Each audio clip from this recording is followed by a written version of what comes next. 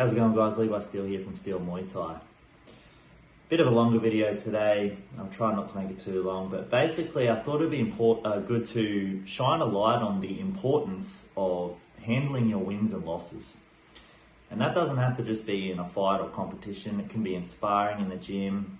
It could be, did you eat chocolate or stick to your diet? Did you get up in the morning, go for a run, or did you roll over and keep sleeping? Like wins and losses throughout the day. And the reason I think this video is so important is because how you choose to handle your failures and losses or your wins is going to greatly define you as not just a fighter, but a person. You know, and you can actually take it one step further and start to bury into yourself psychologically and ask yourself, why do you handle your wins and losses that way? And figure out who you are. And this will really make you a fighter because you're starting to develop the one thing that nobody else can get from you, which is a unique character, which is, you know, being yourself. And this is what makes a fighter something.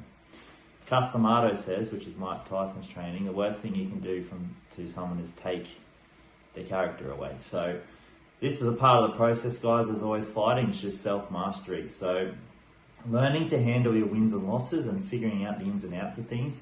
You can use losses and, you know, wins and stuff as fuel, but on the contrary, it can also come down on you like as a heavy burden and might stop you from the sport. First and foremost, I think what we're going to do is we're going to run through some losses, examples and stuff like that, and we'll also run through some winning stuff, and I'll shine a bit of light on that.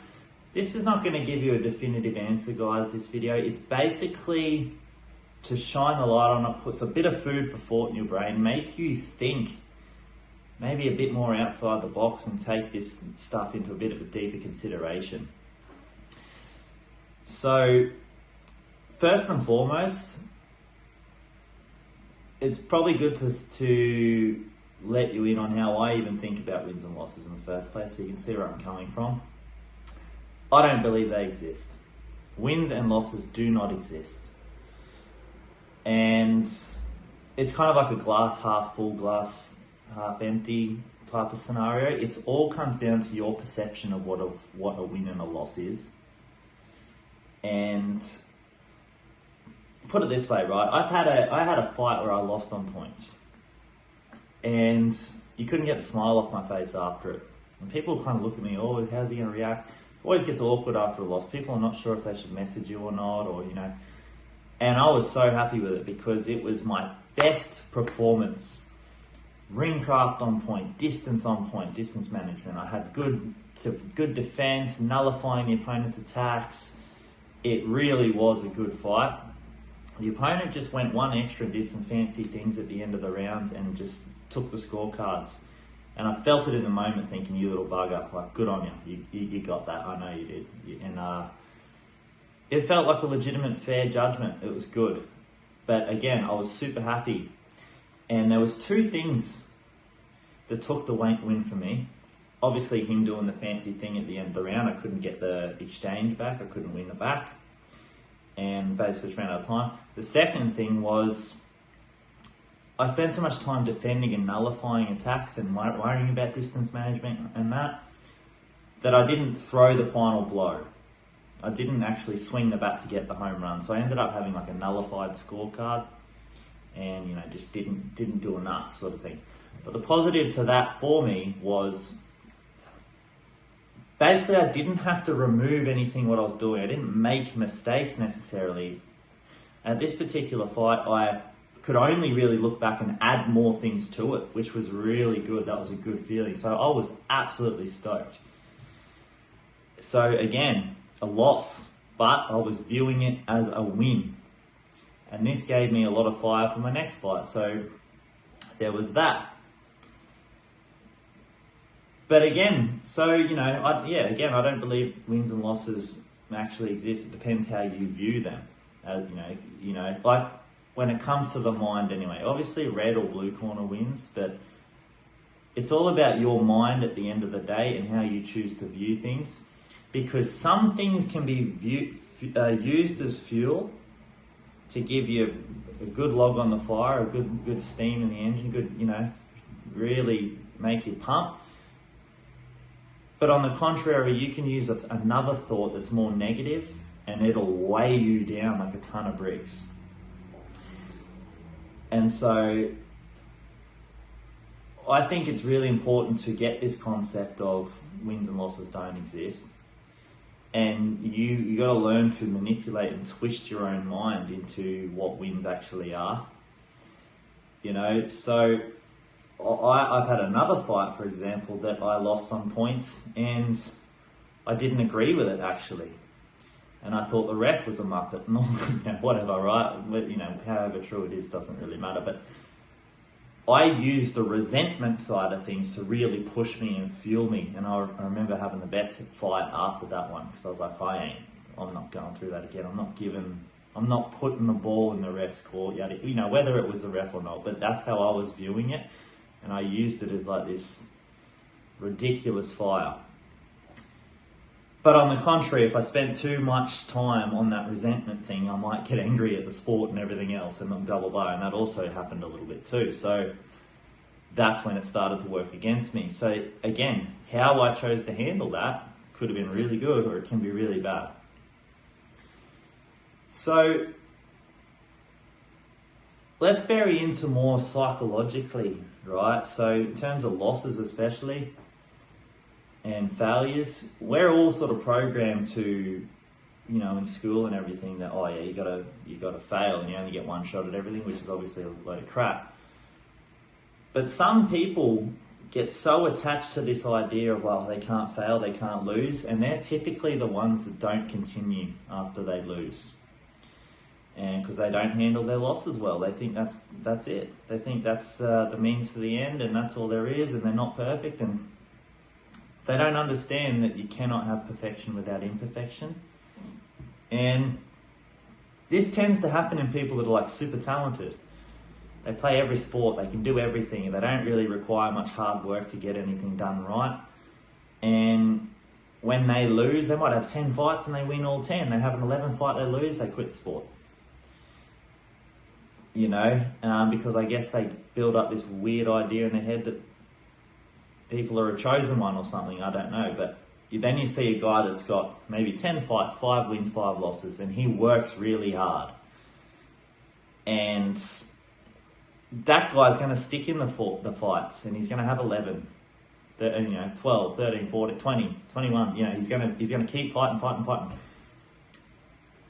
And because he understands hard work and dedication. But then on the other hand, you might get somebody that has 70 fights, 30 losses in a row sort of thing.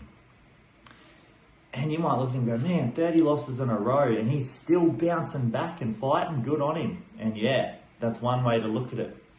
But how is he handling the losses though? Is he just getting in there and accepting? He might be attaching the losses to his identity. And that's one of the worst things you can do, because now he's starting to see himself as a loser. And now he's almost going into fights accepting the fact that he's going to lose. Now he's going to underperform and now he will lose. So again, if you're attaching your identity to the losses and things, that's a whole other thing. So again, no definitive answer, guys. I'm just giving you guys food for thought, something to think about. Next time you have a loss and you react a certain way, you think, how do I feel about that? Why did I react like that? You ever sparred someone or done something and they just, I only did it because of this and that. And all these excuses, that can be insecurities, can be all kinds of things. But this is stuff that you've all got to get over, guys, so you can learn to get an honest assessment of yourself and progress. So let's look at the win side of things. Now, this is interesting because when it comes to handling wins, it's super easy to do. When you've won, everyone just goes, that's fine and dandy, let's go eat Macca's, whatever. They don't think about it. You look at an argument. Let's say you have an argument. Some people, when you have two people in an argument and there's a winner, there's a clear winner and a clear loser, the loser has to go off and reevaluate and think, man, what did I do wrong? And they're totally right, blah, blah, blah. And they've got to come back and they've got to reevaluate. And that's why it is so hard to lose sometimes, because you do have to take a long, hard look at yourself and try to come back from that. But the winner, apologies for the motorbike earlier, I got no microphone today, but the winner, when the winner wins and they're correct, what they typically do in an argument is go, well, I don't need to change, I was right. And this is a big thing. You see this a lot, guys. When people get the win, they get their belt, they get whatever, they don't self-reflect. They go, I won, I'm perfect. Off they go. They don't handle their win. This is a dangerous thing. This is a dangerous thing. And I actually learnt this when I was doing investing, trading on the market and stuff. Was I write down a plan and I'm going to go in at this entry point at this price, and when I come out I'm going to be this and this and this. And sometimes your emotions get involved and you lose the plan, right? And that's a loss. But other times you might stick to your plan, you stick to your guns, and you're like, nah, I've written it down, this is what I'm doing. And you do it to the end, but you lost money. But that's a win, because you stuck to your plan and you didn't let the market get in your head. That's actually a win. So I learned that to put that in my fights. My recent WBC fight that I did, I looked back at that and thought, shit, absolutely shit. Was so unhappy with the performance. And, you know, but like I said, I had a fight where I lost and it was one of my best ones yet. And I still look back at that fight and go, man, bring back some of that stuff you were doing there, because that was me. You know what I mean? So how you handle your wins and how you handle your losses is a massive thing, guys. A little bit of food for thought today, you know, and obviously no definitive answer. I like to keep everything open-ended so you can ponder and think about it yourselves. Think about your losses. What happens when you lose? Are you scared to lose before you've lost? That might drive you into a loss. Once you've had the loss, how to react? Do you get back on the horse? What kind of things are you thinking about? Are you sitting there going, I could have done this better, I should have done that, oh, why am I so crap? That's going to push you downhill. That's swimming against the current. That's not going to help you. You know, maybe you can go, oh man, that bloody mongrel, I can't believe. And then you use that to run faster the next day. And, you know, what you got, you can be smart about it, guys. You can be smart about it.